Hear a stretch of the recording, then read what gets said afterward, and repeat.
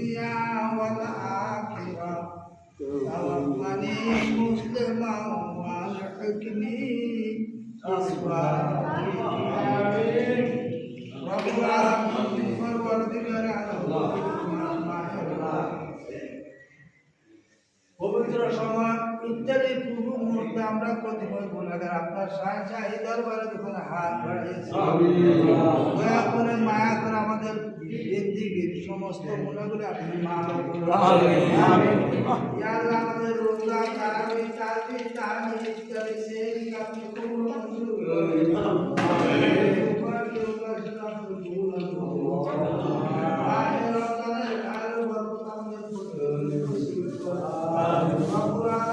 আমাদের মুরুখ মা বাপ দাদা দাদি নানা নানি আত্মীয় স্বজন যে যেখানে কবরবাসী